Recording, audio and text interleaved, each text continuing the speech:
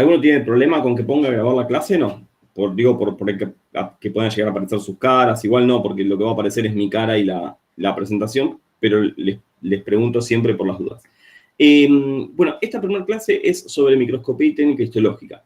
Es una clase que es, como les decía hace un rato a algunos de los chicos, es una clase que es un poco tediosa, es un poco técnica, ¿sí? Por decirlo de alguna manera. Tiene algunos conceptos que pueden llegar a ser aburridos, pero que se evalúan y son fundamentales para lo que es la histología. O sea que si uno entiende bien esta clase, tiene mayores chances de poder entender la materia, ¿sí? Y memorizar menos cantidad de cosas, que eso siempre es lo importante. Bien, hagamos una definición cortita de histología. La histología es una materia una ciencia, mejor dicho, que va a estudiar la composición de los tejidos dentro del organismo, ¿sí? Dentro de los seres vivos. Sería como una especie del equivalente de la anatomía, pero a nivel microscópico, y por eso es que usamos una herramienta que es el microscopio para poder estudiarla, ¿sí? Bien, perfecto. Generalmente lo que se dice es que tenemos dos grandes herramientas, que son, por un lado, el microscopio, que es lo que usamos para ver las cosas chiquititas, y por otro lado, la técnica histológica, que la técnica histológica es el conjunto de procedimientos que vamos a hacer para sacar una muestra de un tejido y poder observarla al microscopio, ¿sí? Poder observarla y poder ver cómo está compuesto ese tejido, ¿sí? Bien, dentro de lo que son los microscopios, bueno, son instrumentos que nos van a servir para ver las cosas más grandes, ¿no? De lo que son. Dentro de los microscopios podemos dividirlos en grupos, podemos nombrar microscopios que son simples, microscopios que son compuestos. ¿Cuál es la diferencia? Bueno, los microscopios simples son los que tienen una sola lente, ¿sí? Por ejemplo, esto que estoy usando yo es un microscopio simple. O sea, es un aparato que me ayuda a aumentar mi poder de resolución, a aumentar la definición con la que yo veo las cosas, ¿sí? Y está compuesto por una sola lente. Hay otros microscopios, como por ejemplo los compuestos, que están formados por un conjunto de lentes. Vieron que cuando uno mira el microscopio, que ahora lo vamos a ver dentro de un ratito, ve que tiene varias partes, ¿sí? Esas partes, algunas, por ejemplo, son el ocular, el objetivo. ¿Y qué son ese ocular y el objetivo? Bueno, son lentes que forman parte de este sistema del microscopio, ¿sí?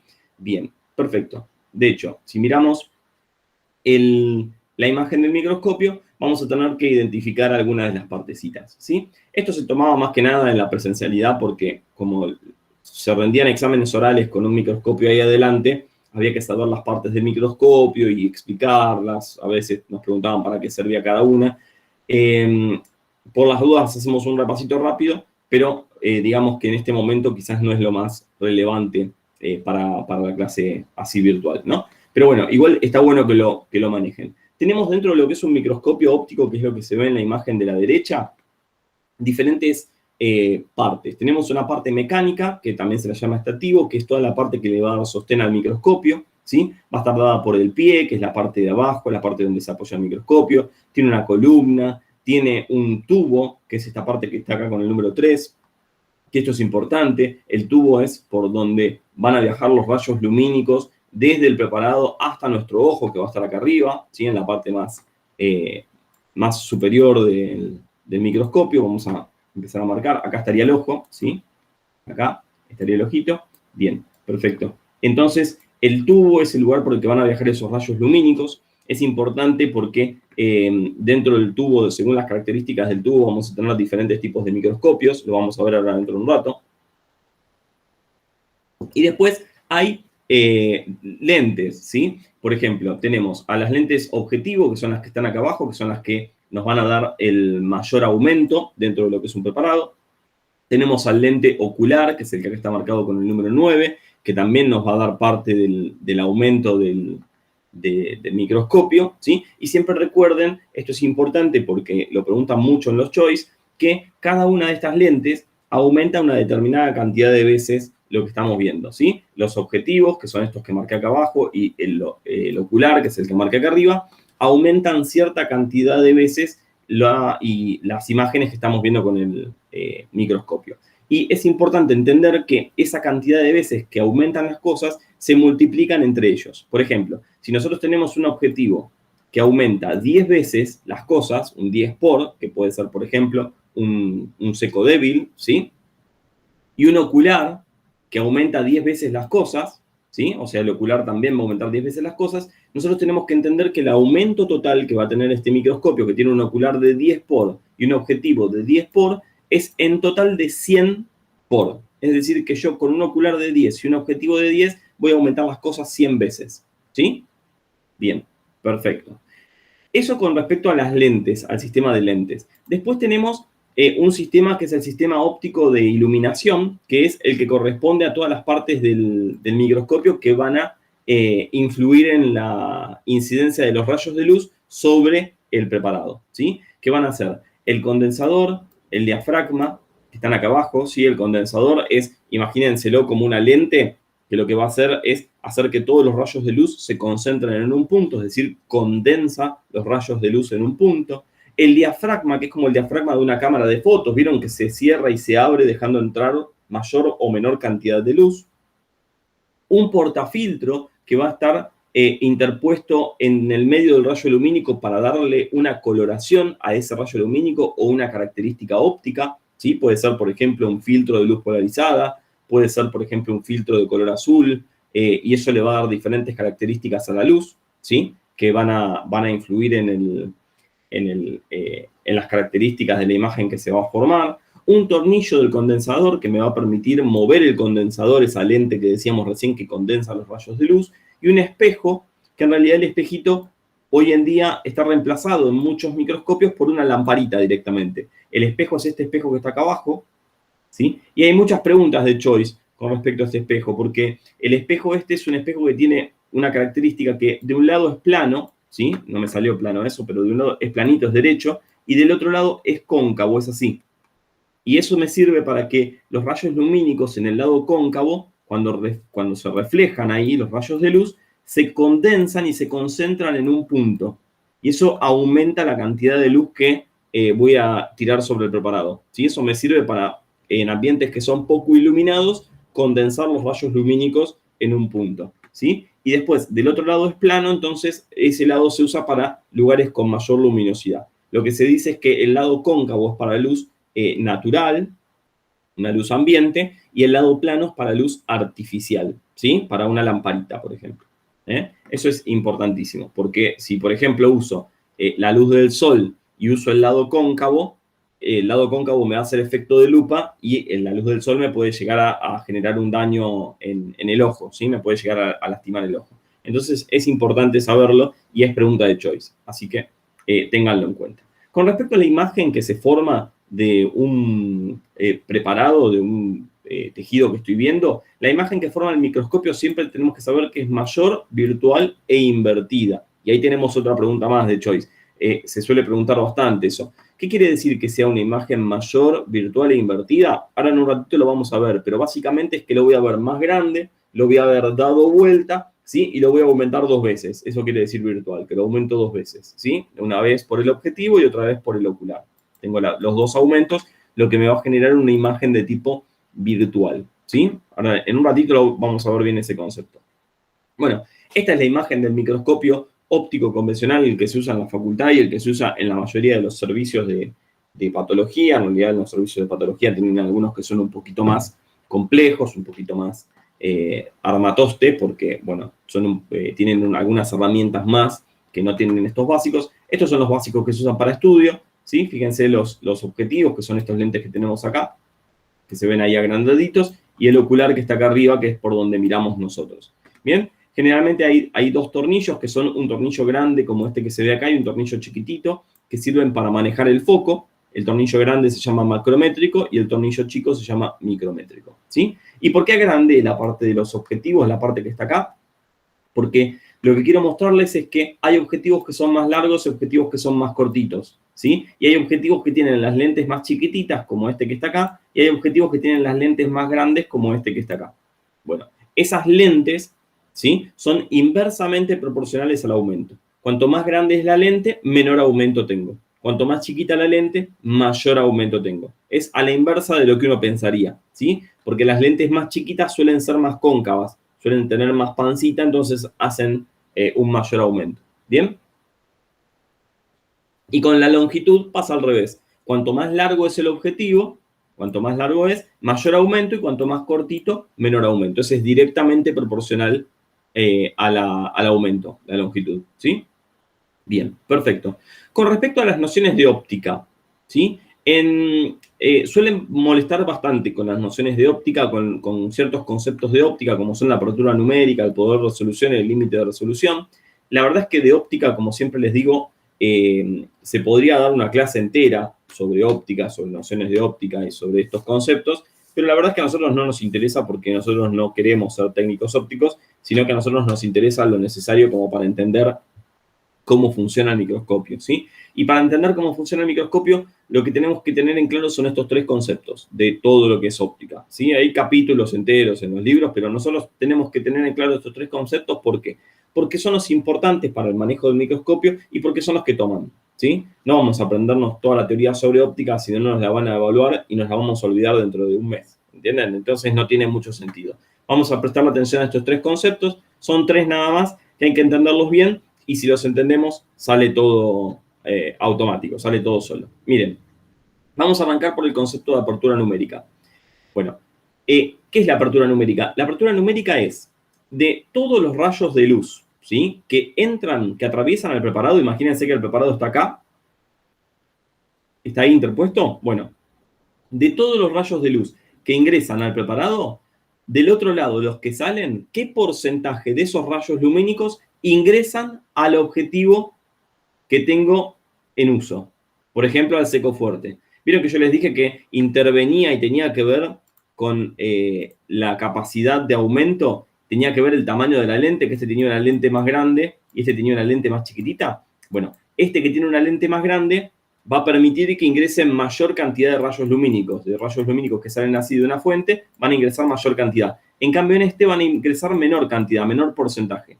Por lo tanto, la apertura numérica es el porcentaje de los rayos lumínicos que atraviesan el preparado que ingresan al objetivo, que ingresan a la primera lente, ¿sí?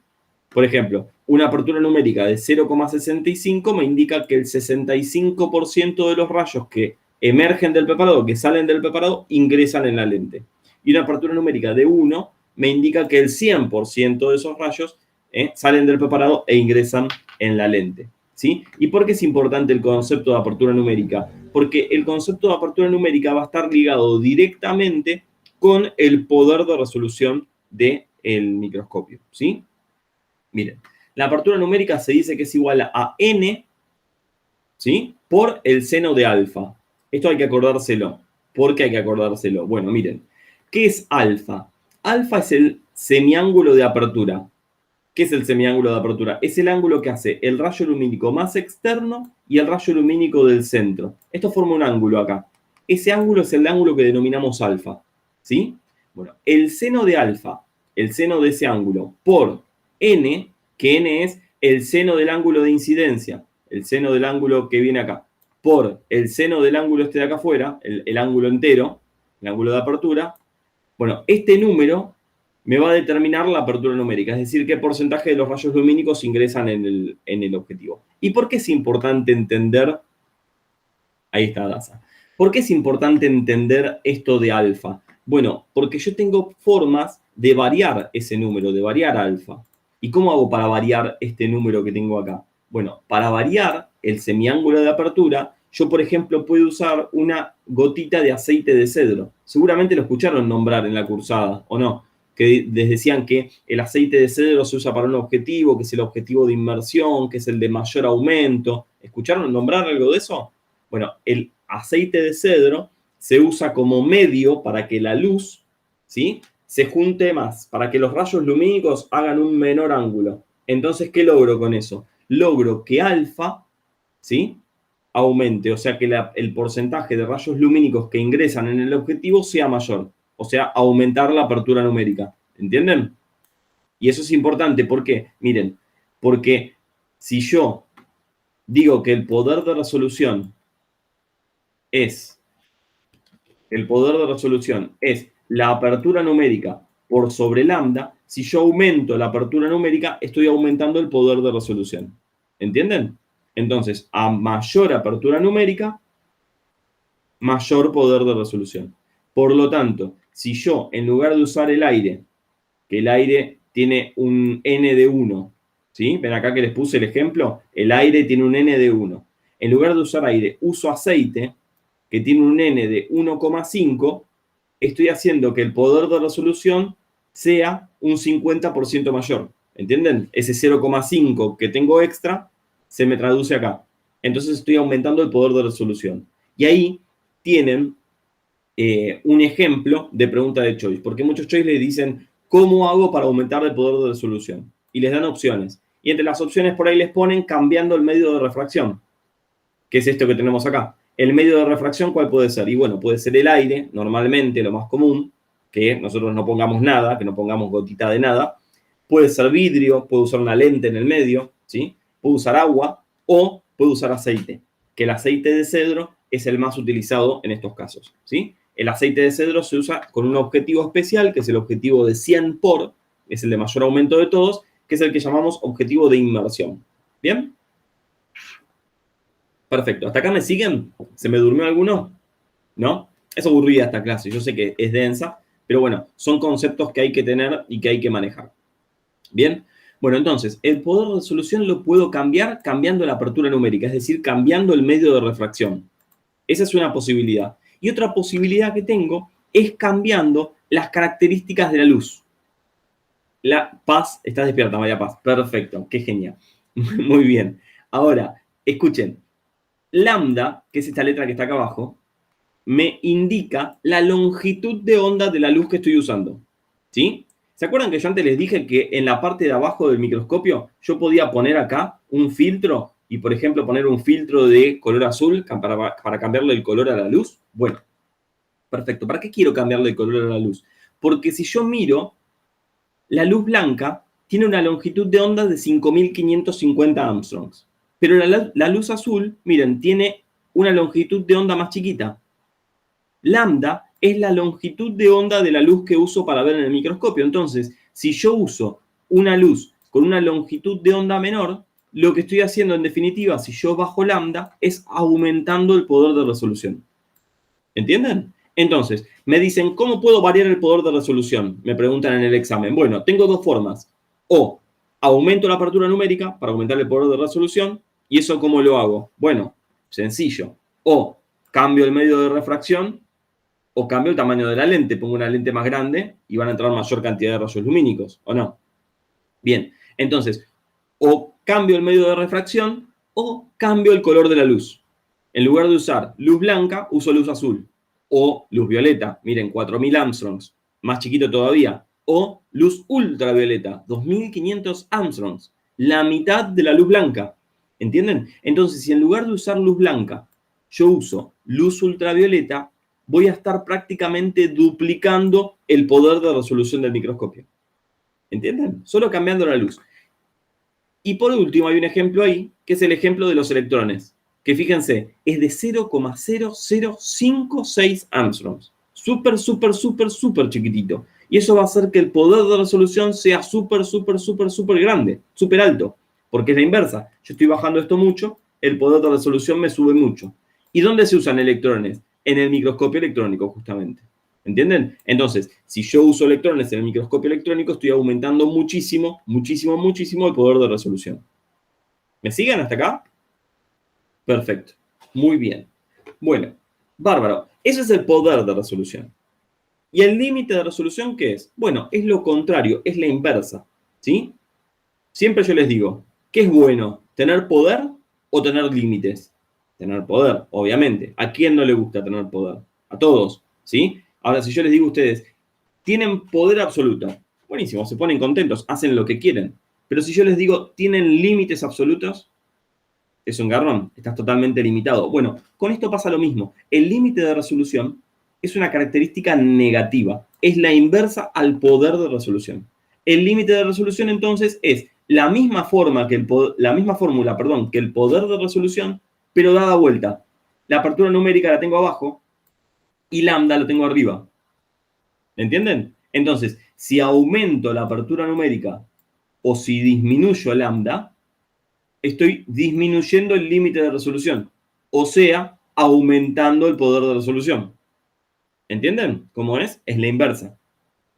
Entonces, ¿cómo es el límite de resolución? Es la inversa del poder de resolución. ¿Cómo disminuyo el límite de resolución? Bueno, aumentando lambda, perdón, disminuyendo lambda o aumentando la apertura numérica. ¿Sí? ¿Y este 0,6 qué es? Bueno, es un factor de corrección. Lo que se vio es que en la teoría, ¿sí?, los números daban una cosa y en la práctica daban otra. Y como siempre en matemática, cuando las cosas son así y no le quieren dar mucha vuelta, factor de corrección y listo. Vieron que los números de la práctica se ajustaban a la teoría agregando un factor de corrección de 0,61. ¿Sí? Nada. Nociones de óptica que no nos interesan. Lo que nos interesa a nosotros es saber que el límite de resolución es inverso al poder de resolución. El límite de resolución lo puedo disminuir como disminuyendo lambda o aumentando la apertura numérica, como dice ahí. ¿No te queda claro apertura numérica, Paz? Mira, volvemos. Fíjate lo siguiente. Vamos a borrar los mamarrachos y repasamos ese concepto. Bueno, mira. Nosotros tenemos, vos imagínate, ¿sí?, que con el condensador, ¿se acuerdan la lente que teníamos abajo del preparado? Nosotros lo que hacemos es hacer que los rayos lumínicos confluyan en un punto, ¿sí?, que es este puntito de acá. Bueno, ahí estaría el preparado. Una vez que atraviesan el preparado, los rayos lumínicos siguen de forma recta y hacen un cono para el otro lado que es igual. ¿Bien? Perfecto. Ahora vos fíjate, si yo agarro ese rayo de luz, ¿no?, que va así, con forma de cono, y de repente del otro lado sigue y se da vuelta, y mido los ángulos que forman la luz de un lado y del otro, voy a obtener un número con esos dos ángulos, ¿sí? Eso es el ángulo de incidencia, el de abajo, y el ángulo de refracción, el de arriba, ¿sí? Si esos dos ángulos son iguales, como pasa en el aire, por ejemplo, voy a tener una apertura, un n que es de igual a 1. ¿Por qué? Porque los dos ángulos son iguales, el ángulo de incidencia y el ángulo de refracción. Son exactamente iguales, ¿sí? Bien, entonces la apertura numérica está determinada ¿por qué? Está determinada por esos ángulos, que los voy a variar, por ejemplo, poniendo la gotita de aceite, y por el seno de alfa. ¿Qué es alfa? Alfa es el ángulo que se forma entre el centro de la lente del objetivo y el borde de la lente, el rayo más externo que entra en la lente.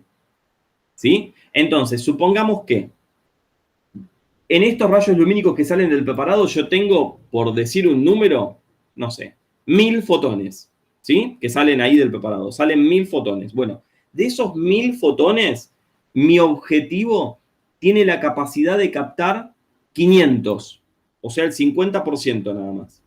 Entonces, ¿qué voy a hacer? Voy a hacer el seno del ángulo de ese 50% por el seno de n, que como usé aire es 1. Y eso me va a dar el ángulo de apertura, la apertura numérica. Vamos de nuevo. ¿Qué es la apertura numérica? Es la cantidad de rayos lumínicos, el porcentaje de rayos lumínicos que capta la lente del objetivo, ¿sí? Es un concepto muy abstracto. Si ustedes tuvieran la posibilidad de agarrar un microscopio, de tener esa práctica con el microscopio, lo que verían es que las lentes que tienen mayor aumento, ¿se acuerdan que yo les dije que son más chiquititas? Bueno, cuando uno mira con esas lentes con mayor aumento, la imagen se ve más oscura. ¿Y eso por qué es? Porque agarran menor cantidad de rayos lumínicos. Como la lente es más chica, entra menos luz. ¿Se entiende? Cuanto menos luz entra, más oscuro se ve. Entonces, la apertura numérica te determina eso, el porcentaje de rayos lumínicos que ingresan en la lente del objetivo. Punto. Cuantos más rayos lumínicos entran, mayor poder de resolución. Cuantos menos rayos lumínicos entran, menor poder de resolución o mayor límite de resolución, que sería la inversa. ¿Sí? Bien. Con respecto al límite de resolución, es el que más se usa. ¿Por qué? ¿Por qué se usa más el límite de resolución y no el poder de resolución? Y porque el límite es como que te pone un límite, te dice hasta acá podés hacer con esto, hasta acá podés trabajar. Entonces, tenemos que saber ciertos límites de resolución. Tenemos que saber el límite de resolución del ojo humano, es importantísimo, ¿sí?, que es de 0,2 milímetros o 200 micrones. En algunos libros, por ahí leen 0,1 milímetros y 100 micrones o 150 micrones. Pero el más aceptado es este, ¿sí? Lo importante es saber que nuestro límite de resolución es menor a un milímetro, ¿sí? 0,2 milímetros, más o menos un cuarto de milímetro. O un quinto. Y el límite del microscopio óptico, el límite de resolución, que es de 0,25 micrones. Estos son los dos más tomados, ¿sí? El tercero que más preguntan es el límite de resolución del microscopio electrónico. Ya en el choice esto, ¿sí? En el choice suele estar la pregunta del límite de resolución del microscopio electrónico y recuerden que tenemos un límite teórico de 3,5 Armstrongs, ¿sí? Que en la teoría las cuentas dan que podemos ver cosas tan chiquititas como 3 Armstrongs, y en la práctica es un poquito mayor, es de 10 Armstrongs, ¿sí? Igual sigue siendo una resolución altísima, un límite de resolución muy, muy, muy bajo, ¿sí? Perfecto. Entonces, cuanto menor, miren esta frase que está acá abajo, cuanto menor sea el límite de resolución de un microscopio, nos va a dar mayor cantidad de información del preparado que estamos viendo, ¿sí? De la estructura que estamos viendo. Entonces, como para resumir, esta filmina que está acá, ¿sí? Algo que no les dije, pero se los digo ahora a los chicos que son nuevos, que no me conocían de antes. Estas diapositivas yo se las dejo, se las pongo en la página también para que las puedan bajar en PDF, así que no hace falta que se maten anotando ni nada. Todo esto que está en la pantalla les queda para ustedes para que puedan usarlas para estudiar. Es más, a los que ya se conectan mañana, ya hoy les subo la diapositiva de mañana, si alguno se las quiere imprimir para ir tomando notas encima, lo puede hacer, ¿sí? Bueno, entonces, nociones de ópticas resumidas acá en esta diapo, la tienen ahí para estudiarla. Y una tablita que es muy útil, que les va a servir mucho, que es la de unidades de medida, para poder hacer una relación entre las unidades de medida, ¿sí? En toda mi vida creo que vi una sola pregunta sobre esto, que hacía relacionar cuántos micrones eran un milímetro, ¿sí? Acuérdense que 0,001 milímetros equivalen a 10 a la 3 micrones, ¿sí? Ese es el número que tienen que tener en la cabeza, ¿sí? 10 a la menos 3. Fíjense que va de 3 a 6, ¿sí? El nanómetro es por 10 a la menos 6 milímetros. Así que bueno, nada, tengan en mente ese número para el choice y nada más. No hace falta que se aprendan mucho las unidades de medida. Lo que sí sepan que los micrones son más grandes que los nanómetros, que son las dos unidades que más se usan. En microscopía, normalmente en histología lo que usamos es el orden de los micrones, que es el de las células, las medidas de las células, ¿sí? Los nanómetros ya son más para ultraestructura. Muy bien. Con respecto al concepto de imagen mayor, virtual e invertida, recuerden que habíamos dicho que es mayor porque obviamente la vemos más grande de lo que es para poder aumentar la capacidad de resolución, el poder de resolución. Tenemos una imagen que es invertida porque se ve la imagen dada vuelta de cómo estaría en el preparado, ¿sí? Fíjense, el objeto real, la mariposa está cabeza para abajo, pero en la imagen virtual que se forma, en la imagen final, la mariposa está al derecho, que es lo que capta mi ojo, ¿sí? Y el concepto de imagen virtual es quizás el concepto más abstracto de esto. Digo yo siempre que es un concepto medio filosófico, es porque la imagen no es una imagen real. Es decir, yo no estoy mirando al objeto directamente, sino lo que yo estoy mirando es una imagen de una imagen. Fíjense acá en el dibujito que está de la mariposa, que lo puse por eso, porque me pareció bastante piola. El objeto real lo miro con una lente y voy a obtener una imagen real, porque es una imagen del objeto, ¿sí? Este sería el lente objetivo, ¿bien? Y cuando lo vuelvo a aumentar con el ocular, lo que estoy haciendo es aumentando la imagen, no aumentando el objeto. Entonces lo que tengo es una imagen de una imagen. Por eso se dice que la imagen es virtual, ¿sí? No es una imagen real. O sea, no es una imagen directamente del objeto, sino que es una imagen de una imagen. Si ustedes ahora me sacan una foto acá a la cámara, a lo que me está a mi cara, no me estarían sacando una foto a mí, sino que le estarían sacando una foto a la imagen de mi objeto, de mi persona. ¿Entienden? Entonces, si ustedes sacan una foto a este rectángulo acá donde estoy yo, estarían obteniendo una imagen virtual, porque es una imagen de una imagen. ¿Entienden? Bien, perfecto.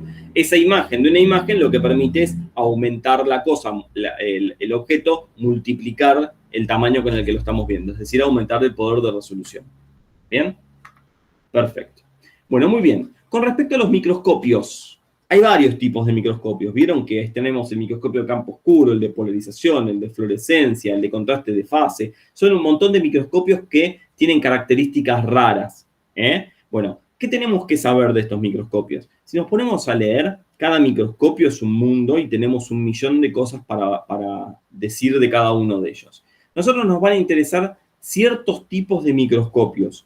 ¿Que cuáles son? Tenemos que prestar atención a cuáles sirven para ver células vivas y cuáles no, que es lo que nos preguntan en el examen, ¿sí? El examen siempre nos va a tirar la pregunta de la microscopía, de los tipos de microscopios, a ver cuáles sirven para ver células vivas y cuáles no. Bien, y los que sirven para ver células vivas son estos tres que yo les puse acá en verde, que son el microscopio de campo oscuro, el de contraste de fase y el de interferencia. Bien, el de contraste de fase es esta imagen que tenemos acá, que se usa, como ven en la imagen, por ejemplo, para hacer los espermogramas. En un espermograma uno lo que tiene que ver es si los espermatozoides son inmóviles, como este que se ve acá, o si tienen movilidad, como este que se ve acá en el medio. ¿Lo ven? Bueno, una de las cosas a evaluar, entonces, en un espermograma es eso, si los espermatozoides se mueven o no. Y eso lo podemos hacer con un microscopio de contraste de fase, por ejemplo, ¿sí? Otro microscopio que es muy usado para ver células vivas es el de campo oscuro, que es el que tenemos la imagen ahí abajo, ¿sí? El microscopio de campo oscuro es un microscopio que tiene una técnica de luz especial. Nosotros, ¿qué habíamos dicho? ¿Se acuerdan en el microscopio óptico convencional que veíamos antes en la imagen? ¿La luz de dónde venía? Viene de acá abajo, atraviesa el preparado, pasa por la lente y me llega al ojo de forma directa, de forma recta, ¿o no? Bueno, perfecto. En el microscopio óptico de campo oscuro, la luz, en lugar de venir desde acá abajo, este agujerito no está, el agujero que tiene la platina no está, y la luz viene acá de costado. Entonces lo que veo es una imagen iluminada de forma perpendicular. ¿Vieron cuando ustedes están por ahí en una habitación oscura y entra un rayo de luz por la ventana y uno ve las partículas de polvo flotando en el aire? Normalmente con la luz normal, con la iluminación normal, uno no las ve. Pero si el fondo está oscuro y hay un rayo de luz que ingresa por la ventana y lo ilumina de costado, nosotros vemos esas partículas de polvo flotando. O sea, logramos ver cosas que antes no veíamos. El microscopio de campo oscuro funciona exactamente igual. Ese efecto por el cual se ven las partículas flotando en el aire se llama efecto Tyndall, ¿sí? Y se da porque el fondo es oscuro y la iluminación es perpendicular. Por eso es que se llama microscopio de campo oscuro, porque el fondo de la imagen se ve negro, como se ve acá, y la iluminación es perpendicular generando este efecto Tyndall. Normalmente se usa para ver células vivas, y en este caso lo que se ve acá es una espiroqueta, que es la causante de una enfermedad que es el sífilis, ¿sí? La enfermedad del sífilis está dada por una espiroqueta, que es un tipo especial de bacteria, que tiene este movimiento particular que parece como si se enroscara, ¿ven? Como se mueve como de forma espiralada. Bueno, eso es característico de este bicho. Y se puede hacer el diagnóstico diferencial gracias a mirarlo con el microscopio de campo oscuro. O sea, yo tomo una biopsia de la lesión, la miro al microscopio, veo que se mueven los bichos, listo, sé que tiene sífilis. Sin hacer nada muy sofisticado. ¿Entienden? Solo con ese microscopio de campo oscuro. Muy bien, perfecto. Ahora, con respecto a los microscopios electrónicos, ¿qué tenemos que saber? Bueno, tenemos que saber que es un microscopio que utiliza electrones para funcionar, ¿sí? Va a tener un filamento de tungsteno o de wolframio, que son metales, de los cuales están hechos, ¿vieron las lamparitas incandescentes, las que se usaban antes, las que son parecidas a esta de la imagen? Bueno, esas lamparitas tienen unos filamentos de un metal que cuando los electrones pasan por ahí, ese metal se calienta y emite luz, emite una coloración rojiza y emite luz, ¿sí? Por eso se los llamaba lámparas incandescentes. Bueno, si ese filamento, en lugar de ser muy finito, es muy grueso, como son los filamentos en el microscopio electrónico, en lugar de emitir luz, el microscopio lo que hace es emitir electrones. Y estos electrones van a viajar por dentro de un tubo que se llama Canon. ¿Se acuerdan que yo les dije que una de las partes del microscopio óptico era el tubo, que es esta parte de acá? Bueno, en el microscopio óptico convencional, en este que estamos viendo acá, yo puedo sacar el objetivo, lo saco así, y puedo meter el dedo adentro del cañón, del tubo, ¿sí? ¿Por qué? Porque es un tubo al aire. En cambio, en el microscopio electrónico es un tubo que está al vacío. ¿Saben por qué? Porque por ese tubo tienen que viajar los electrones. Y si un electrón viaja por el vacío, viaja de forma recta, viaja derechito. ¿Entienden? En cambio, si viaja por el aire, miren cómo viaja. Viaja de forma curva o de forma fraccionada, como viaja acá en el rayo. ¿Esto qué son? Son electrones viajando por el aire. ¿Ven cómo lo hacen de forma desordenada? Bueno, si yo tuviera una imagen generada por electrones que viajan de forma desordenada, tendré una imagen desordenada, que no se entendería nada. Entonces, este canon, este tubo del microscopio electrónico, tiene que estar al vacío para que los electrones puedan viajar de forma derechita, de forma recta. ¿Sí? Miren, esta imagen que tenemos acá es una imagen de un microscopio electrónico más o menos moderno de los que se usan. ¿Sí? Fíjense, tenemos esta estructura gigante que se ve acá, es un tubo gigante, ese es el canon. ¿Lo ven? Bueno, por donde está mirando este señor, que mira por acá, ahí es donde se pone el preparado, se pone la muestra, en este sector de acá. ¿Sí? Los electrones vienen viajando desde acá arriba, viajan por este tubo que es al vacío y pegan contra esa muestra, contra ese preparado. Una vez que pegan contra el preparado, van a ser captados por una cámara especial, por una placa fotográfica, que lo que va a hacer es transformar esos electrones, esa electricidad, en una imagen. Y se va a ver una imagen como la que se ve acá en esta pantalla, que es una imagen generalmente en blanco y negro. ¿Sí? Ojo, que no los confunda esto. Este señor está mirando por una lupa, ¿ven que está mirando por un binocular hacia adentro del microscopio? Bueno, él no está mirando esta imagen por ahí, por ese binocular. Él lo que está viendo acá es el preparado para poder acomodarlo en el lugar donde van a pegar los electrones, nada más. ¿Sí? O sea, él no ve la imagen aumentada acá. Eso es solo para acomodarlo. La imagen final sí o sí se ve a través de una pantalla. Porque ustedes piensen que esta imagen final va a estar dada por rebote de los electrones. Los electrones van a pegar en el preparado y van a rebotar. Entonces, yo no puedo mirar electrones y formar una imagen. Eso se encarga de hacerlo una computadora. Por eso es que sí o sí los microscopios electrónicos están conectados a una computadora a través de todo ese cablerío que ven ahí. ¿Sí? Acá a la derecha tienen un esquema de cómo es un microscopio electrónico. ¿Sí? Fíjense, lo que tenemos es este canon, este tubo que está acá. ¿Bien? Y fíjense una cosa. ¿Ven que acá dice lente condensador 1 y lente condensador 2? Son los mismos condensadores que teníamos en el microscopio óptico. ¿Sí? Y fíjense, acá dice lente objetivo. El mismo objetivo que teníamos en el microscopio óptico. Y acá hay otras lentes más, de difracción, intermedia. Bueno, ¿y por qué tengo estas lentes? Porque yo lo que tengo que hacer es lo mismo que hacía con los fotones, de hacer que los fotones vayan todos para un punto, hacer lo mismo con los electrones, hacer que los electrones se condensen en un punto. Pero escuchen esto, que es importantísimo, y es pregunta de examen. Las lentes en los microscopios electrónicos no son de vidrio, de cristal, como son en los microscopios ópticos. ¿Por qué? Porque los electrones no pueden atravesar el cristal. ¿Entienden? El cristal es aislante. Entonces, si un electrón quiere pasar a través de una lente de cristal de vidrio, choca y no llega nunca a destino. En cambio, lo que tenemos acá es unas lentes que están formadas por bobinas electromagnéticas. Son imanes. Las lentes de los microscopios electrónicos son bobinas electromagnéticas. ¿Se van a acordar? Eso es pregunta de examen, ¿sí? Entonces, ¿por qué necesito una bobina electromagnética y no un cristal o un vidrio? Porque el vidrio o el cristal, que son los materiales que se usan en los microscopios ópticos, son aislantes y no permiten el pasaje de los electrones. ¿Bien? Perfecto. Fíjense que por último tenemos acá una pantalla fluorescente o un sensor de una cámara fotográfica que lo que va a hacer es generar la imagen final. ¿Bien? Y la imagen final de un microscopio electrónico se va a ver una cosa así, más o menos. ¿La ven? ¿Cómo es? Tenemos dos tipos de imágenes. Una imagen que se ve en 2 dimensiones y otra imagen que se ve más tipo 3D, ¿o no? Bueno, eso es porque tenemos microscopios ópticos de transmisión, electrónicos de transmisión, que lo que van a hacer es un corte de los tejidos y me van a dar una imagen de lo que tengo en el interior. Por ejemplo, acá ven que se ve el Golgi de una célula. Está buenísimo, ¿o no? Se ve un detalle terrible de la ultraestructura.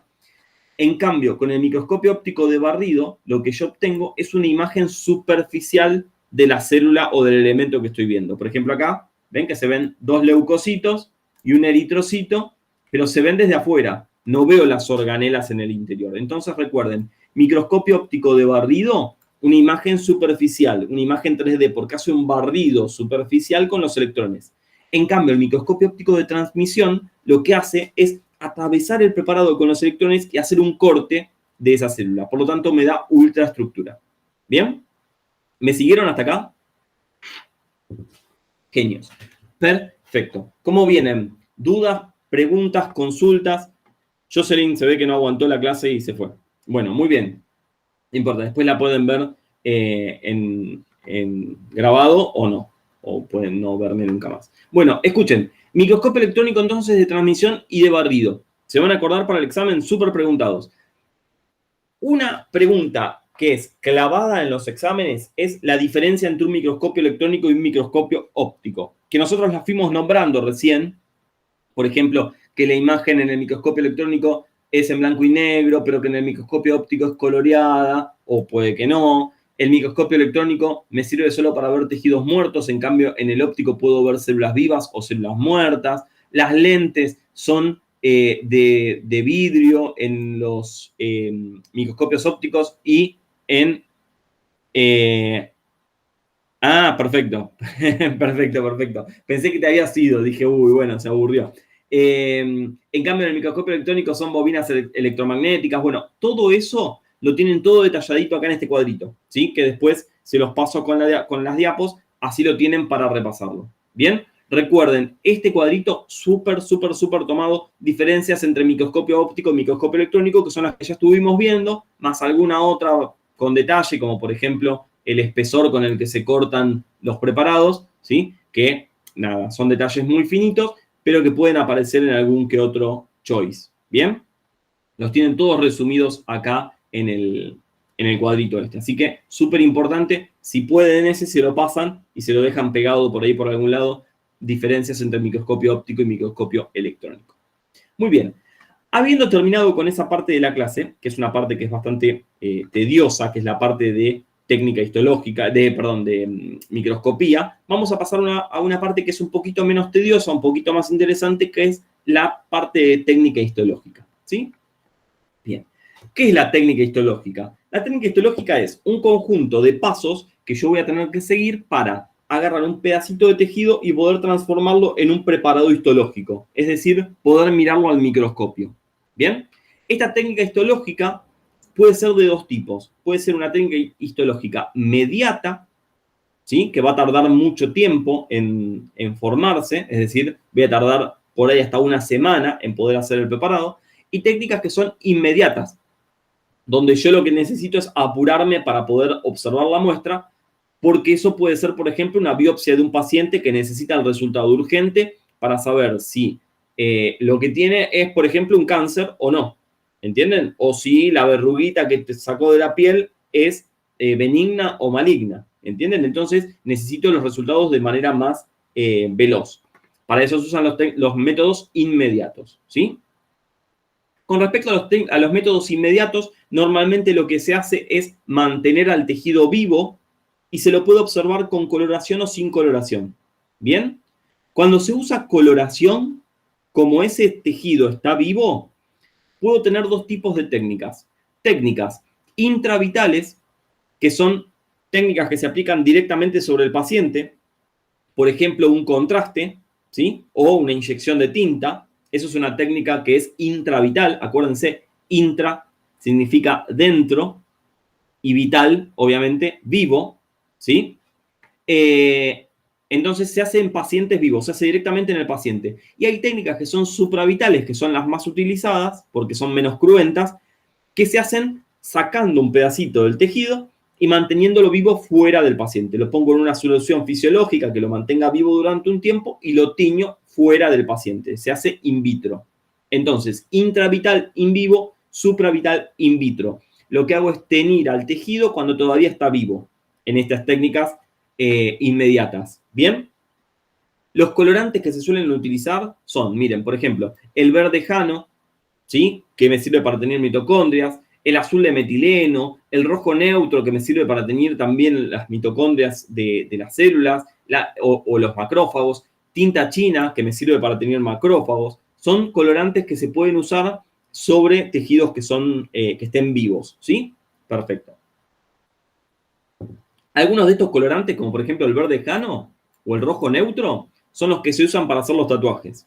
¿Vieron las tintas de los tatuajes? Son estas mismas tintas que se usan para técnicas intravitales. De hecho, un tatuaje, ¿qué es? Es una técnica intravital, porque yo lo que estoy haciendo es metiéndole colorante a la piel, ¿no? Y haciendo que un macrófago vaya y fagocite la tinta y se quede ahí en el tejido conectivo frenado. Entonces queda la tinta ahí y se ve como una imagen a través de la piel, ¿sí? O sea que un tatuaje es una técnica intravital. Acá tenemos una imagen de macrófagos. Fíjense, el macrófago tenido con rojo neutro, ¿sí? Y el macrófago tenido con verde jano y con tinta china, ¿sí? ¿Ven la parte que se ve de color verde? Esos son mitocondrias. Y la parte que se ve de color negro son vesículas fagocíticas del macrófago. Acá se ve lo mismo, se ve exactamente lo mismo, ¿sí? Perfecto. Bueno, esos son los métodos inmediatos, los que usan los tejidos vivos y se hacen prácticamente en el instante, obtengo el resultado. ¿Y los métodos mediatos cuáles son? Bueno, son los que se usan normalmente para estudio a largo plazo, ¿bien? Son los que forman la técnica de rutina de la histología. Y tienen varios pasos que tenemos que saber y tenemos que tratar de entenderlos, ¿sí? Como siempre les digo, vamos a tratar de razonar los pasos, no de aprenderlos de memoria, ¿sí? Vamos a tratar de razonarlos porque si los razonamos, después nos va a ser más sencillo al momento en el que tengamos que evocarlos en el examen, ¿sí? Tanto para un oral como para un choice sirve exactamente lo mismo porque si uno los entiende, es menos información que uno tiene que retener en la cabeza de memoria, que a veces falla la memoria, ¿no? Pero el razonamiento tratamos siempre de mantenerlo intacto. Bueno, entonces, miren, técnica histológica propiamente dicha va a estar formada por la obtención de la pieza, la fijación, la inclusión, el montaje, la coloración y el montaje final. Vamos a ir viendo de a uno todos estos pasos para ir entendiéndolos y viendo en qué consiste cada uno de ellos, ¿sí? Bueno, muy bien.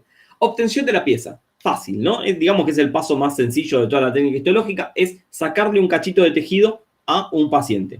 ¿Bien? Ese paciente puede estar vivo, lo que me va a constituir una biopsia, ¿sí? O puedo sacarlo de un tejido muerto, lo que va a constituir una necropsia. O puedo sacarlo directamente de un paciente que está muerto, lo que me va a constituir una autopsia. ¿Entienden? ¿Sí? Bueno, generalmente lo que hacemos en lo que se hace en medicina, lo que se hace en patología, es el estudio de una biopsia, ¿sí? Aunque también se hace mucho de necropsia. ¿La biopsia qué es? Bueno, a ver, me salió una manchita acá en el brazo, voy al dermatólogo, el dermatólogo toma una muestra, eso es una biopsia. Porque yo estoy vivo, fui, me sacó el cachito de tejido y lo van a estudiar. Perfecto. Ahora, supongamos, no sé, por cierta patología, diabetes, ¿sí? Me tuvieron que amputar un pie. Bueno, ese pie que me tuvieron que amputar, lo estudian para ver qué pasó con ese pie. Normalmente lo que pasa es lo mismo, hay una necrosis, puede haber una gangrena, bueno, eso para determinarlo lo que se hace es, ese pie, que es un tejido muerto, se le saca una muestra. Bueno, eso es una necropsia, ¿sí? Se saca la muestra de ese pie y se lo estudia al microscopio para ver qué es lo que pasó con ese tejido. ¿Entienden? Eso es la necropsia. Y autopsia es, bueno, aparece una persona muerta, vamos a determinar la causa de la muerte, tomo muestras de diferentes tejidos y las estudio al microscopio o en anatomía patológica, eso es una autopsia. ¿Bien? Perfecto. Una vez que tengo la muestra, que saqué el pedacito de tejido, lo que tengo que hacer como paso siguiente e inmediatamente es la fijación. La fijación es un paso que tiene que ser muy rápido. ¿Por qué? Porque el objetivo de la fijación es que las células mueran instantáneamente, pero sin sufrir los procesos naturales de la muerte celular, sin sufrir los procesos de autólisis y de putrefacción. ¿Entienden? ¿Para qué quiero que no sufran autólisis? Para que la morfología, para que la forma de la célula se mantenga lo más parecido a lo que era en vivo. ¿Entienden? Entonces, ¿qué hago? La mato de forma automática y rápido. ¿Para qué? Para que se conserve lo más parecido a como estaba en vivo. Es decir, freno todos los procesos biológicos de decadencia. ¿Entienden? Perfecto. Bueno, muy bien. Para eso se dice que un buen fijador, que es el material que se usa para hacer la fijación, tiene que actuar de forma rápida, obvio, para que no pase tiempo y no se generen estos procesos, tiene que conservar la morfología que los tejidos presentaban en vivo, es decir, no generar ningún cambio en el tejido, lógico, porque quiero estudiarlo lo más parecido posible a como estaba en la persona en vivo. Evitar la aparición de estructuras, es decir, que no se me formen cosas dentro del preparado, cosas como que no se me formen cristales, que no se me formen hongos, ¿entienden? Que no aparezcan cosas que no estaban en vivo. Tiene que tener alto poder de penetración. ¿Por qué? Y porque si yo saco un pedacito de tejido que tiene esta forma, que es un cubito, bueno, tiene que el fijador penetrar hasta el centro de ese cubito para que la fijación sea incluso hasta del lugar más recóndito de ese tejido, hasta la última celulita de ese tejido tiene que quedar fijada y para eso tiene que tener alto poder de penetración. Eso, penetración quiere decir que penetre en el tejido, que se meta bien profundo en el tejido. Tiene que facilitar la coloración, por ejemplo, si la fijación es al agua, para colorantes que sean al agua, ¿sí? O la fijación, qué sé yo, con frío para los lípidos, ¿entienden? Tienen que ser fijadores que faciliten la coloración de lo que quiero ver y tiene que ser económico, ¿sí? ¿Por qué? Porque se usa en gran cantidad en los hospitales esto. Entonces, generalmente lo que se busca es que sea un fijador que sea lo más económico posible para que no genere un gasto muy alto. Hay fijadores que son muy caros, muy caros, pero que se usan para investigación, no se usan en la práctica diaria en un hospital. ¿Entienden? Perfecto. Muy bien. El ejemplo clásico que se da de un fijador es el formol, ¿o no? Es el que se usa en histología, el que se usa en anatomía, incluso los cadáveres en anato, ¿dónde están? Están en formol. ¿Para qué? Para que no se degeneren con el tiempo. Bueno, perfecto. Es el ejemplo clásico y el que cumple con la mayoría de todas estas características. ¿Bien? Pero no es el único, porque dentro de los fijadores nosotros tenemos dos grandes grupos. Tenemos los fijadores químicos, como puede ser el formol, pero también tenemos los fijadores físicos. Yo, por ejemplo, recién les dije, si yo quiero ver lípidos, la fijación que voy a usar es una fijación por frío, la congelación, ¿entienden? Si yo congelo un tejido, evito que las células de ese tejido generen procesos de degradación, ¿sí? Si te compras una pechuga de pollo en la carnicería, ¿dónde la guardas para que se mantenga en el tiempo? Para comerla de acá a 3 semanas. Y la guardas en el freezer, ¿o no? Para que se congele, porque el frío es un fijador. Fija los tejidos e impide los procesos de degeneración. Otro proceso físico de fijación es el calor, ¿sí? El calor, por la desecación, también va a generar la fijación de los tejidos. ¿Bien? Otra forma de conservar alimentos, ¿sí? No es que siempre pensemos en comida, pero se usa mucho el tema de la fijación con los alimentos. Otra forma de conservarlos es, por ejemplo, la desecación. Vieron que hay hongos desecados, tomates desecados, hay un montón de comidas que se almacenan o se conservan con desecación, con calor, ¿sí? Perfecto. Y después tenemos a los fijadores químicos, que pueden ser simples como el formol, que puede ser al 4 o al 10%, ¿sí? ¿Qué quiere decir que sea al 4 o al 10%? Quiere decir que hay 4 partes de formol por 96 partes de agua. ¿Entienden? El 4% es de formol, el resto es agua. ¿Sí? Eso tiene que quedar claro. ¿Vieron el alcohol al 70%, el que se usa para el coronavirus? Bueno, ¿qué es el alcohol al 70%? 70% de alcohol, 30% de agua. Acá, formol al 10%, por ejemplo, es una parte de formol, 10 partes de agua. ¿Queda claro? O sea que es prácticamente agua lo que usamos, pero con formol, ojo, que es lo que funciona como fijador. El agua sola no. Otros fijadores, como por ejemplo el tetróxido de osmio, que se usa mucho para lípidos, el alcohol metílico, el bicromato de potasio, ¿sí? Que son fijadores simples. Y después tenemos compuestos, que son mezclas de fijadores, como el líquido de Zenker, el líquido de Bowen, son mezclas de estos, ¿sí?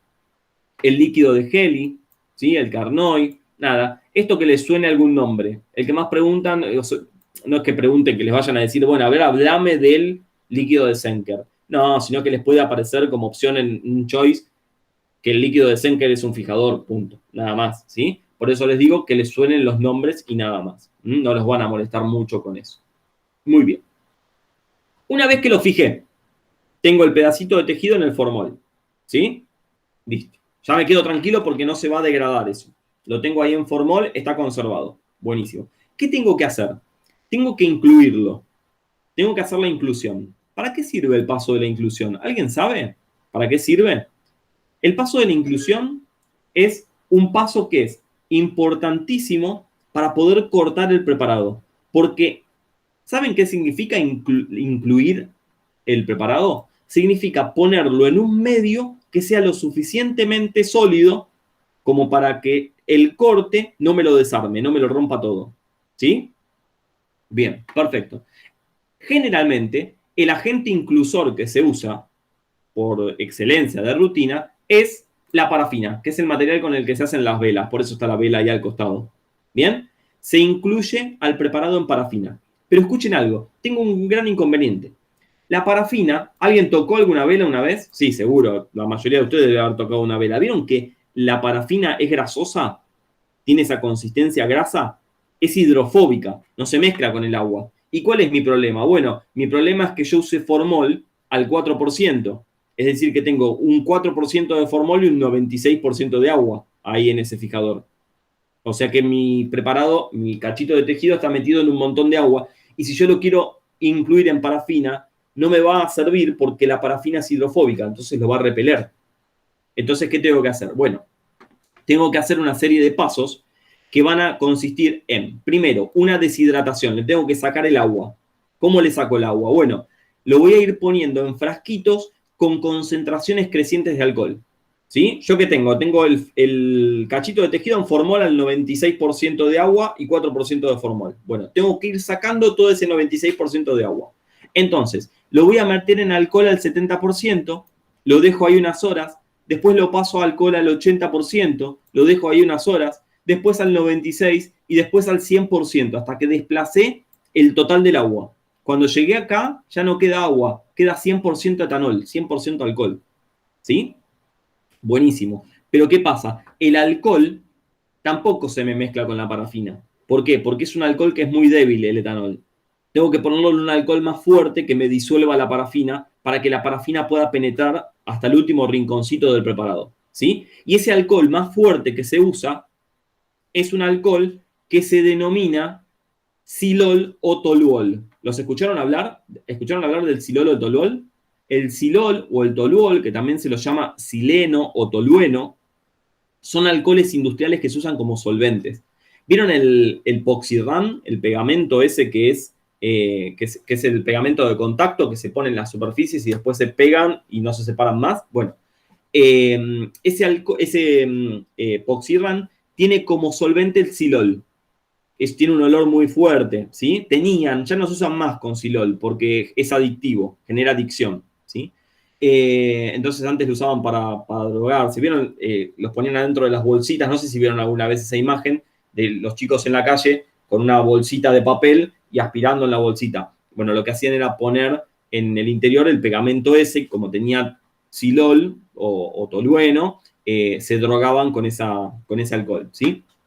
Hoy en día ya no se usa más como solvente para esas cosas, por lo menos no para los de uso comercial, para los de venta comercial. Bueno, entonces, se lo pone en un frasquito con silolo, con toluol, con tolueno. Ese tolueno lo que hace es reemplazar al alcohol y es un alcohol que es muy potente, es muy fuerte, ¿sí? Una vez que lo tengo en el frasquito con tolueno o con toluol, ya lo puedo poner en parafina, ¿sí? Porque el toluol disuelve a la parafina. Entonces me viene perfecto porque le ayuda a la parafina a penetrar hasta el último rincón del preparado. Entonces, ¿qué hago? Pongo en una cuba, que es un frasquito que lo puedo poner en agua caliente, parafina y la voy a calentar hasta más o menos unos 55, 56 grados centígrados que se hace líquida la parafina. En ese momento pongo el pedacito de tejido embebido en silol adentro de la parafina y lo dejo ahí un tiempo, lo dejo unas horas y después apago la cuba para que eso se vaya enfriando. Cuando se enfría, ya se dio el proceso de penetración y se formó la inclusión definitiva. Porque cuando eso se enfría, se endurece y me forma esto. Esto es lo que conocemos como el taco histológico. ¿Qué es el taco histológico? El taco histológico es el pedacito de tejido que ustedes lo ven ahí adentro, inmerso en un cubo de parafina. Esto es un cubito de parafina que yo voy a usar para cortar los preparados para poder mirarlos al microscopio. ¿Sí? Esto que ustedes están viendo acá, este cubito de parafina, ese taco, una vez que está armado, que está hecho eso, dura años, décadas puede durar así. Ya se conserva prácticamente, no les diría por siempre, pero casi, ¿sí? Es muy duradero, ¿bien? Porque le saqué todo el agua, lo fijé, lo incluí, ya no tiene forma de degradarse esto. Bueno, entonces, miren, ¿qué pasa? Este cubito, este taco, yo lo voy a tener que cortar para poder hacer lo siguiente, cortar el tejido lo más finito posible para que pueda ser atravesado por la luz y poder mirarlo en el microscopio. Para hacer eso, voy a usar una herramienta que se denomina micrótomo. ¿Qué es el micrótomo? El micrótomo es como una máquina de cortar fiambre. ¿Vieron? Vas al almacén y le pedís 200 de jamón, 200 gramos de jamón. Bueno, ¿qué hace? Lo pasa ahí por la máquina de cortar fiambre, saca un montón de fetitas bien finitas y te vende el jamón. Bueno, acá pasa exactamente lo mismo, ¿sí? Esta herramienta, que es el micrótomo, lo que hace es cortar fetitas muy finitas del taco. Y en esa fetita finita que cortó, corta pedacitos finitos del tejido. ¿Entienden? Bien. Hay diferentes tipos de micrótomos. Hay micrótomos rotatorios, por deslizamiento, por congelación. La verdad que no se vuelvan locos con eso. Sepan que este se llama criostato, el de congelación, y se usa, por ejemplo, para cuando quiero ver lípidos en un preparado. Son para los métodos inmediatos normalmente, también se usan. Y una vez que corté con el micrótomo, lo que voy a hacer es, esa fetita de preparado que salió, la voy a poner en el portaobjetos. Eso se llama montaje. ¿Sí? Si alguno me sigue en Instagram, el otro día yo subí en una historia una imagen de un corte con el micrótomo. Estaba buenísimo, un video que estaba bárbaro. Después lo voy a volver a subir, así lo pueden ver de nuevo. Mostraban cómo cortaban el preparado y cómo salía la fetita bien finita y con un pincel, en este caso no era con un pincel, pero normalmente se usa así, con un pincelito, se lo agarra y se lo pone en el portaobjetos, ¿sí? Bueno, una vez que se lo ponen en el portaobjetos, eso lo que voy a tener que hacer es teñirlo, ¿bien? Y para teñirlo voy a usar una técnica que es la técnica de HIE, que es la técnica de rutina, por ejemplo, ¿sí? Pero tengo un problema, otro problema más. ¿Se acuerdan que yo les dije que la parafina era hidrofóbica? Bueno, la técnica de rutina, que es la técnica con HIE, hematoxilina eosina, usa colorantes, que son justamente estos dos, que son al agua. Y si yo tengo el preparado lleno de parafina y lo quiero teñir con esto, se me va a complicar porque no va a agarrar la tinción. ¿Entienden? La parafina va a rechazar el agua. Entonces, lo que voy a tener que hacer es un proceso de desparafinización. Le voy a tener que sacar la parafina.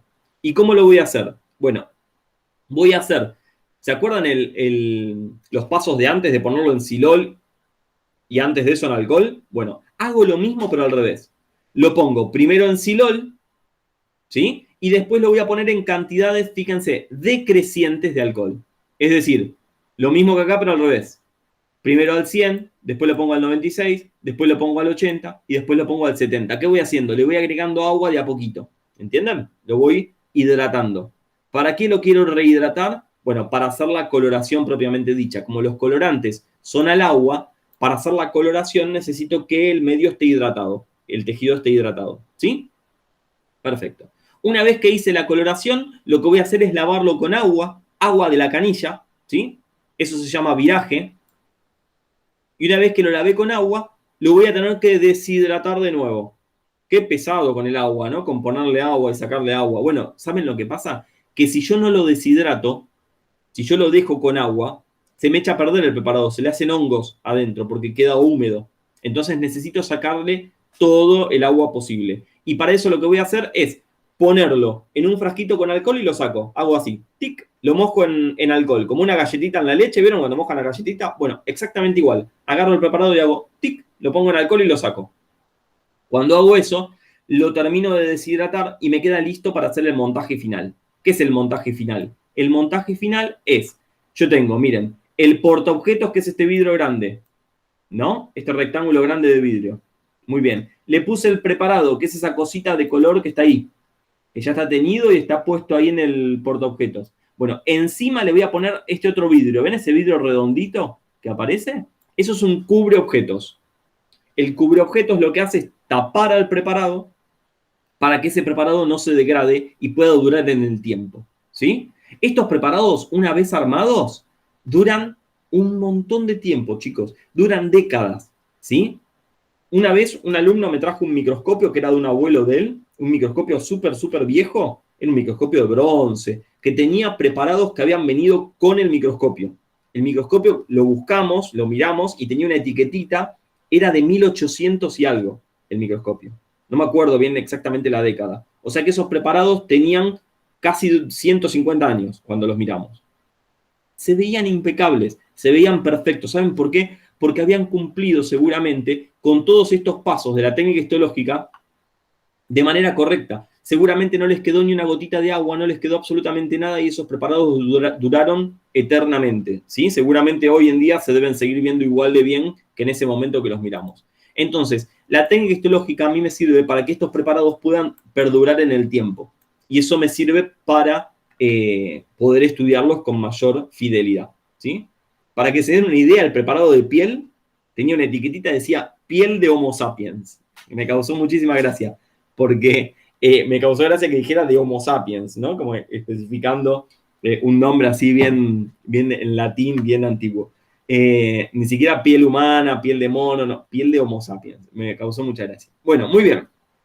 Ahora, la coloración, ¿sí? La coloración, ¿con qué se va a hacer? Bueno, se va a hacer obviamente con unas estructuras químicas, con unos productos químicos que se denominan colorantes. Los colorantes son químicos que tienen dos porciones, tienen dos partes. Tienen una parte que se denomina grupo cromóforo, que es el que le da color al colorante, y una parte que se denomina grupo auxócromo, ¿sí? O auxócrono. El grupo auxócromo es el grupo que se va a pegar a los tejidos, ¿sí? Imagínense esto. Yo acá tengo dos fibras, ¿las ven? Tienen capuchones de diferentes colores. Bueno, el capuchón, que es el que le da el color a la fibra, es lo que sería el grupo cromóforo del químico, del colorante. Y la parte de donde se agarran a los tejidos es el grupo auxócromo, es el que tiene afinidad por el tejido. ¿Entienden? Una parte le da color, otra parte da afinidad. Y esos son los nombres. ¿Es importante eso? Sí, es importante porque lo preguntan en los exámenes, ¿sí? Es una pregunta de examen generalmente de choice. Estos datos así puntuales son datos choice, ¿sí? Para el que va a rendir un oral, no le van a decir, bueno, a ver, háblame de la composición de los colorantes en histología. No, no les van a hacer esa pregunta, ¿sí? Pero el que rinde choice, ya tenés un choice adentro. Ese choice que todo el mundo va a fallar, ustedes lo van a meter, ¿eh? Perfecto. Estos colorantes se suelen agrupar dependiendo el pH que tengan en colorantes que son básicos, los que tienen pH muy alto, y colorantes que son ácidos, los que tienen pH muy bajo. Normalmente, los colorantes que son básicos son colorantes que tienen colores fríos, azul, violeta, verde, ¿entienden? Son colorantes que tienen colores que dan la sensación de frío. En cambio, los ácidos son colorantes que suelen dar la sensación de calor, con colores que dan sensación de calor. Naranja, amarillo, rojo, rosado, ¿entienden? Son colores más tirando al rojizo, a los rojos. En cambio, los básicos a los colores azules. ¿Bien? Los ejemplos clásicos de colorante básico es la hematoxilina, que es la que se usa en la técnica de rutina, y el ejemplo clásico de colorante ácido es la eosina, que es la que se usa de rutina. Fíjense a la derecha, tenemos arriba de todo un tejido que está teñido solamente con hematoxilina. Entonces, ¿qué se tiñen? Se tiñen estructuras que son ácidas, que atraen colorantes básicos, y se ve todo de color azul. ¿Sí? En la foto del medio, ¿qué tengo? Tengo un preparado teñido solamente con eosina. Entonces, ¿qué voy a ver? Voy a ver las estructuras básicas que atraen colorantes ácidos y se ven de color rojizo. Y en la imagen de abajo, ¿qué tengo? Bueno, tengo una coloración que se llama combinada, porque lo que hace es combinar dos o más colorantes. En este caso es un bicrómico, son dos colorantes. Y esta es la técnica de rutina, es el famoso HIE. HIE, ¿qué es? Una combinación de hematoxilina y eosina. La hematoxilina me tiñe las estructuras ácidas y la eosina me tiñe las estructuras básicas. ¿Se entiende? ¿Sí? Bueno, Miren, ahora vamos a ver cuáles son esas estructuras, que es lo más importante de todo, les diría, de la clase de hoy. Miren. Bueno, acá hay un concepto en esta diapo, que es el concepto de punto isoeléctrico. ¿Qué es el punto isoeléctrico? Bueno, el punto isoeléctrico es un punto de pH en el cual una estructura no se comporta ni como ácido ni como base, sino que es un punto en el que está justo en el medio.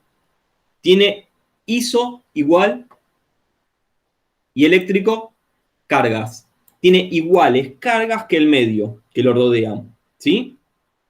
Normalmente, a pH fisiológico hay pocas cosas que sean isoeléctricas. Generalmente las cosas que tenemos, los componentes que forman nuestros tejidos, o se comportan como ácidos o se comportan como bases, ¿sí? En el pH fisiológico normal de nuestro organismo. ¿Cuál es ese pH fisiológico normal? Este que está acá, 7,38 a 7,42. Chicos, este número, 7,38 a 7,42, se lo aprenden de memoria. Les va a servir de acá hasta que se mueran. Les va a servir para siempre este número de pH. Es importantísimo, porque es el pH fisiológico, ¿sí? Es el pH normal de una persona. Si esto está alto, tenemos una alcalemia, y si está bajo, tenemos una acidemia. Y eso es una situación patológica que hay que corregir. Entonces, apréndanse ese numerito porque les va a servir para siempre, ¿sí? Bueno, más allá de eso, para la clase de hoy lo que nos interesa es que las proteínas, a nuestro pH fisiológico, a pH normal, se comportan como bases. Son básicas. Y como se comportan como bases, van a atraer al opuesto. El opuesto es un colorante ácido. En este caso, van a atraer a la eosina. Por eso yo acá esto se los puse de color rojo. Las proteínas en los tejidos se suelen ver eosinófilas, se suelen ver de color rojo. ¿Está bien? O acidófilas. En cambio, los ácidos nucleicos, ya su nombre me lo dice. ¿Cómo se comportan en un pH fisiológico? Se comportan como ácidos. Y como son ácidos, ¿qué van a traer? Van a traer colorantes básicos. Van a traer los colorantes como la hematoxilina, por ejemplo. Es por eso que donde hay ácidos nucleicos, yo voy a ver a los tejidos teñidos de color azul. ¿Entienden? Porque como es un material ácido, me va a traer colorantes básicos, como la hematoxilina. Fíjense acá en esta imagen de arriba. ¿Ven la imagen de arriba a la derecha? Que lo que se tiñe con el colorante básico principalmente son los núcleos, que se ven muy bien marcados. Porque el núcleo que tiene ácido desoxirribonucleico, ADN, ácido. ¿Entienden? Entonces atrae un colorante básico como la hematoxilina. Y fíjense en la imagen de acá abajo, que yo usé un colorante ácido. ¿Se puede ver algún núcleo acá, en este lío? No, no se ve ningún núcleo. ¿Por qué? Porque el núcleo tiene características ácidas. Entonces al colorante ácido lo va a repeler. No va a querer saber nada con la eosina. ¿Entienden? Bien, perfecto. Acá viene un concepto, que es el concepto de basofilia y acidofilia. ¿Sí? ¿Qué nos dicen en la facu? En la facu te dicen, a partir de hoy, acidófilo es rojo, basófilo es azul. ¿No nos dicen eso? Bueno, ¿sabían que está mal? ¿Es un concepto erróneo ese? ¿Por qué? Porque la basofilia es la característica de un tejido de atraer colorantes básicos, que justo da la casualidad que son azules. ¿Entienden? La acidofilia es la capacidad de un tejido de atraer colorantes ácidos, que justo da la casualidad que son rojos. Pero no es que basófilo sea azul y acidófilo sea rojo. Basófilo es que tiene afinidad por cosas básicas. Y acidófilo es que tiene afinidad por cosas ácidas. Entonces, tenemos que entender ese concepto. La basofilia es la capacidad de coloración con colorantes básicos. La acidofilia es la capacidad de coloración con colorantes ácidos. Justo los colorantes básicos son de tonos azules. Y justo los colorantes ácidos son de tonos rojizos.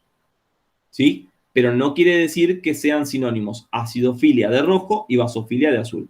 Los colores son azul y rojo, las aprendimos hace rato en jardín de infantes eso. Pero la capacidad de coloración del tejido es esto que tenemos acá. ¿Sí? Eso se los aclaro porque hay muchos ayudantes que dicen, se enojan. Dicen, ¿de qué color ves esto? Lo veo azul. No, que está mal, ¿qué decís? Se dice que es basófilo. No, bueno, vos me preguntaste el color. El color es azul. Ahora, eso se debe a que el tejido es basófilo. ¿Está bien? Ojo con eso. Muy bien. Ahora, la coloración puede ser directa o puede ser indirecta. ¿Qué quiere decir? Directa es que yo agarro al preparado y le tiro directamente el colorante, lo tiño. ¿Sí? Eso es una coloración directa. Lo que me va a dar es como resultado una coloración que es bastante pálida, es bastante pobre. En cambio, si yo uso una coloración indirecta y antes de tirarle el colorante le tiro un mordiente, lo que voy a lograr tirándole este mordiente, ¿qué es? Lo que voy a lograr es que el colorante se pegue más al tejido. Y cuando se pega más, se tiñe con mayor intensidad. ¿Sí? Los tejidos con coloración directa se suelen ver más pálidos y con coloración indirecta, usando un mordiente, se ven más oscuros, se ven más teñidos, con mayor intensidad. Generalmente los mordientes que se usan son sales. ¿Sí? El más usado, el más común, es el alumbre de potasio. Alumbre de potasio es una sal de potasio que se usa como mordiente. ¿Sí? Perfecto. Una vez que lo tengo, el preparado, teñido con toda la técnica y todo, me queda una cosa así, que es como las que vimos antes. ¿Sí? Estos son los preparados que se usan normalmente en la facu.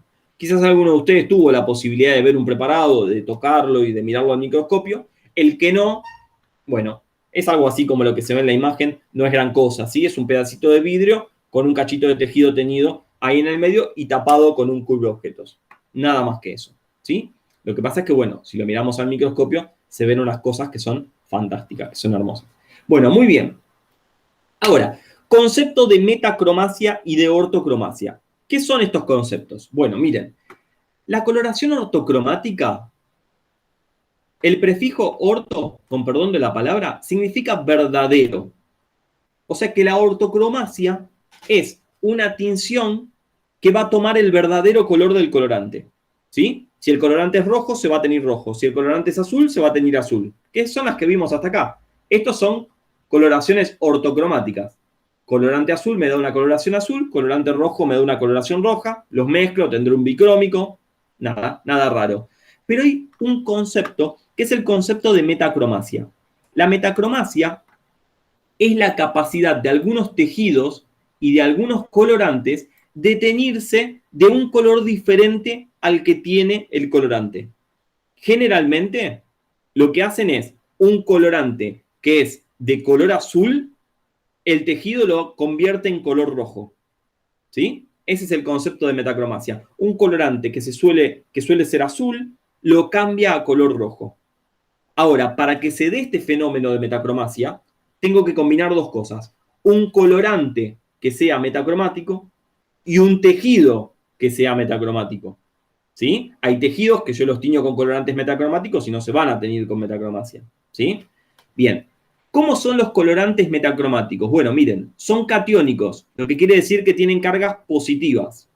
Son monoméricos, lo que quiere decir que son subunidades separadas. ¿Sí? Y son básicos, lo que quiere decir que tienen pHs altos. ¿Estamos?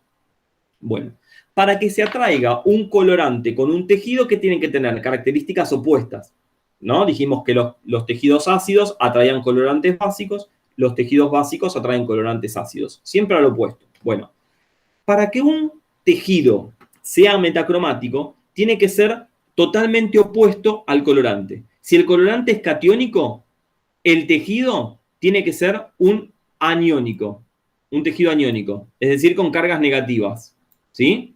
Tiene que ser, en lugar de monomérico, tiene que ser polimérico, tiene que ser un polímero. Y en lugar de ser básico, tiene que ser ácido. ¿Saben cuáles son los polianiones ácidos? Los GAGs, los glucosaminoglicanos sulfatados, son polianiones ácidos. Entonces, donde haya GAGs sulfatados, voy a tener metacromacia. ¿Sí? Los tejidos que son metacromáticos, chicos, son 4. 4 nada más. ¿Hay que aprendérselos? Sí, porque son súper tomados. Súper, mega, ultra, archi tomados. Se los preguntan siempre. ¿Cuáles son los tejidos metacromáticos? ¿Cuáles son? Miren, el cartílago, todos los tipos de cartílago. La célula caliciforme, el mastocito y el basófilo de la sangre. ¿Sí? ¿Se van a acordar?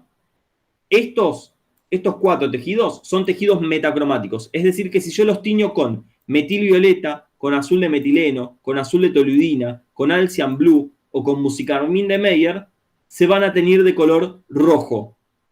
¿Queda claro? Acuérdense, metacromacia, miren. colorante azul monomérico, cuando se lo tiro al tejido, se polimeriza y se transforma en color rojo. ¿Lo ven? Esa es la metacromacia. Para que haya metacromacia tengo que tener un colorante metacromático y un tejido metacromático. Las dos cosas, ¿sí? Tejido metacromático, acuérdense, cartílago, célula caliciforme, mastocito y el basófilo de la sangre. A medida que vayamos viendo los tejidos, cuando veamos cartílago, por ejemplo, yo les voy a recordar. Recuerden que el cartílago es metacromático, si lo tiño con azul de metileno, por ejemplo. ¿Sí? Les voy a ir haciendo acordar, así los vamos repasando. Pero estos son los 4 tejidos metacromáticos que se tienen que saber. Pregunta clavada, ¿eh? Siempre hay una pregunta de metacromacia, sobre todo en los choice. Muy bien. Entonces, para que haya metacromacia, entonces, ¿qué tengo que tener? Un colorante metacromático y un tejido metacromático.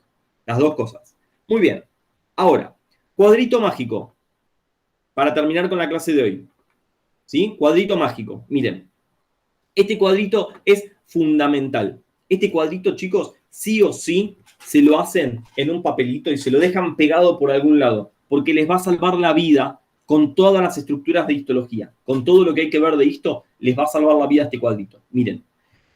Nosotros con la coloración de rutina, con la coloración de HIE, lo que hacemos es tener biomoléculas. ¿Cuáles son las 4 biomoléculas básicas que forman todos los tejidos?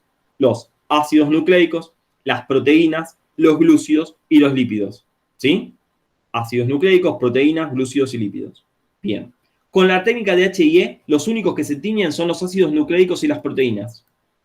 Los glúcidos y los lípidos no se tiñen. ¿Sí? ¿Por qué no se tiñen con la técnica de rutina? Bueno, ahora vamos a ver por qué no se tiñen.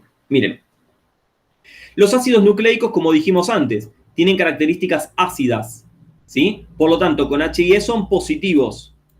Se tiñen específicamente con hematoxilina, que es un colorante básico, ¿no? El contrario, si esto es ácido, se tiñe con un básico. Perfecto. ¿Dónde veo ácidos nucleicos? En el núcleo de las células, en los ribosomas que están libres y en el REG. Son todas estructuras que tienen ácidos nucleicos. Entonces, como tienen ácidos, atraen al colorante básico, atraen a la hematoxilina. Por lo tanto, se ven azules, ¿sí? Miren, si volvemos a la imagen esta que teníamos acá arriba, ven que el núcleo se ve azul y hay una parte del citoplasma de la célula que también se ve azul. ¿Por qué? Y bueno, tendrá REG desarrollado, ¿entienden? Entonces, a partir de ahora, vamos a dejar de ver células azulcitas y vamos a empezar a ver células con REG desarrollado. ¿Entienden cómo tienen que pensar la histología? Bien. Ahora, otro componente de las células son las proteínas. Las proteínas a pH fisiológico, que ¿cuánto era? ¿Se acuerdan? ¿Cuánto era el pH fisiológico? Lo tenemos acá anotado. 7,38 a 7,42. ¿Sí? 7,4 más menos 0,2 es. 7,38 a 7,42. A ese pH, las proteínas se comportan como bases. Entonces, ¿qué van a traer? Van a traer colorantes ácidos como la eosina.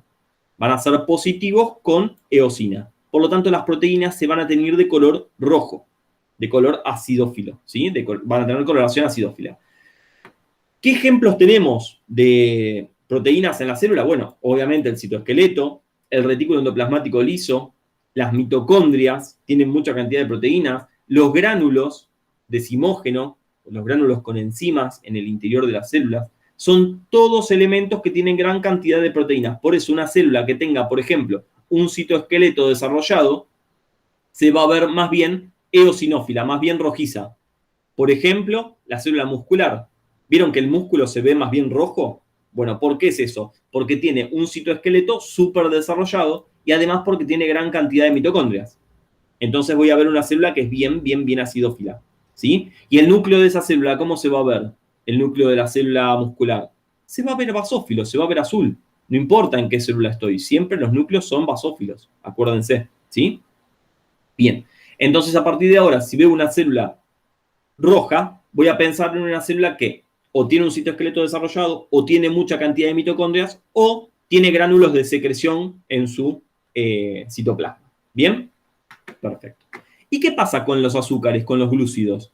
Bueno, los glúcidos, si bien tienen cargas, como no tienen cargas, no se tiñen con HIE, no atraen ninguno de los dos colorantes, son negativos con HIE. ¿Sí? ¿Por qué? porque son electroneutros. Entonces no atraen ni colorantes ácidos ni colorantes básicos. Por lo tanto, con Hige, ¿cómo se ven los glúcidos? Negativos, no se tiñen. Entonces una célula que tiene glúcidos, por ejemplo, una célula caliciforme que acumula mucígeno, que es un hidrato de carbono, es un mucopolisacárido, con Hige no se va a teñir. Tengo que usar una técnica especial, que vamos a ver la clase que viene, vamos a ver mañana, que es la técnica de Paz. La técnica de Paz es una técnica que es específica para glúcidos, es específica para hidratos de carbono, ¿sí? Las células acumulan hidratos de carbono, ¿dónde? En el Golgi, ¿sí? Los acúmulos de glucógeno perinucleares, por ejemplo, en el glucocálix, el mucígeno, como las células caliciformes o las mucípadas, por ejemplo, en las membranas basales de los tejidos, en las fibras reticulares, el colágeno tipo 3 es muy rico en hidratos de carbono, y algunos glucosaminoglicanos que, como su nombre lo indica, son glucosaminoglicanos, ¿sí? Tienen glúcidos. Bueno, todas estas estructuras son HIE negativas y se tiñen con la técnica de Paz, por ejemplo, ¿sí? Bien, perfecto. ¿Y los lípidos qué pasa? Bueno, los lípidos sí tienen cargas, pero HIE dijimos que era una coloración al agua. Son colorantes al agua, son colorantes diluidos en agua. Entonces, como los lípidos son hidrofóbicos, con HIE no se tiñen. Además, si ustedes se acuerdan, en la técnica histológica hay un paso que es la aclaración con silol. Bueno, el silol disuelve lípidos y cuando le saco el silol se van los lípidos también. Entonces, los lípidos no se tiñen por dos cosas. No se tiñen ¿por qué? Porque son lipídicos y los colorantes son al agua, ¿sí? Y además, porque con la aclaración se me fueron todos los colorantes, se me fueron todos los lípidos y los perdí, no están más en el preparado. Por lo tanto, son HIE negativos. Y además, si yo los quisiera teñir, tendría que usar técnicas especiales. Por ejemplo, la técnica de Sudam o la técnica del tetróxido de osmio, que tiñen a los lípidos de color negro, rojo, marrón, dependiendo de la técnica, ¿sí? Ejemplos de lípidos: la mielina en el sistema nervioso central, en el sistema nervioso periférico, y las vacuolas de lípidos en células, por ejemplo, productoras de hormonas o en los adipocitos, ¿sí? Que acumulan el lípido en vacuolitas en el citoplasma. Muy bien, ¿estamos? Bueno, niños, por hoy terminamos. Mañana vamos a ver un pedacito más de técnica histológica que nos queda, que es las técnicas especiales, las técnicas de histoquímicas, y continuamos con la parte de epitelios, que ya sería uno de los 4 tejidos básicos que empezamos a ver en la clase de mañana. ¿Estamos bien? Bueno, perfecto. ¿Dudas o consultas, preguntas que me quieran hacer? ¿Ninguna? Muy bien. Bueno, vamos entonces a dar por finalizada la clase.